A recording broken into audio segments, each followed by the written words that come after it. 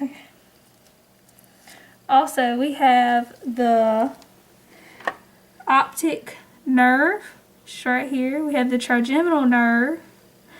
We have the mammillary glands right here. And what else do we have? Let's see. We have the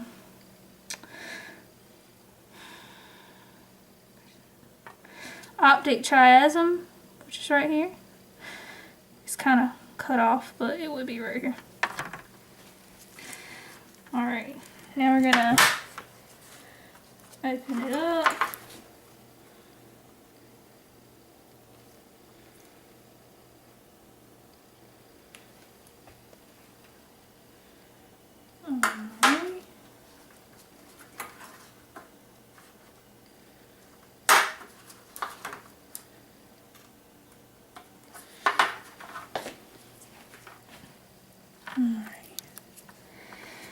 So now we have the corpus callosum, which is right here. You can also see the gyri and the sulcus. This is the gyri. This is the sulcus. Right. You can see the cerebellum again.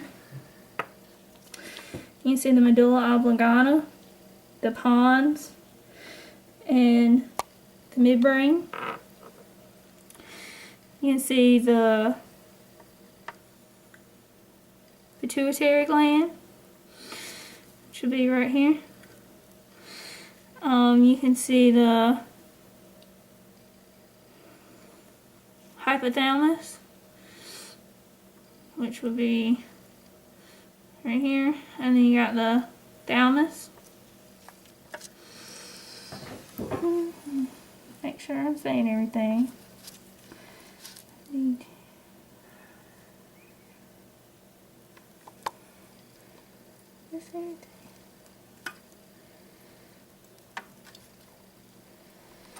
Alright, that's all for the brain. And now I'm just going to answer my questions for the lab. So I have over here my questions. It says, how does the sheep brain compare to the human brain? Name at least 2 differences. The sheep brain is like a human brain, except it's smaller. It's the cerebellum and the diencephalon, which is in the inside of it. That is very similar to the human brain, but the placement of the spinal, can you zoom it in over here? The spinal column right here would be more at an angle than the human brain, because the sheep's are on all 4 legs. So that's one difference, and then obviously the size of it. The 2 lobes that the central sulcus separates is the parietal lobe from the frontal lobe. Also, I forgot to talk about the longitudinal fissure, which is this right here.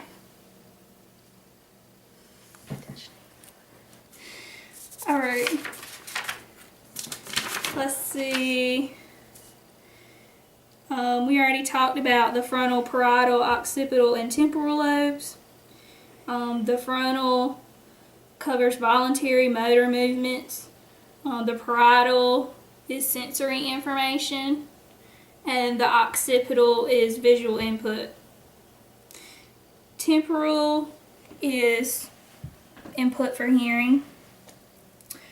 The cerebrospinal fluid circulates through the ventricles, and this liquid functions to absorb physical shocks in the brain. Also, the olfactory bulb, which we talked about, it aids the sheeps to have a good sense and smell, and sheeps will not eat bad food. They will not eat moldy or rotten food, and that really helps in their survival. So that concludes my lab for Bio 168.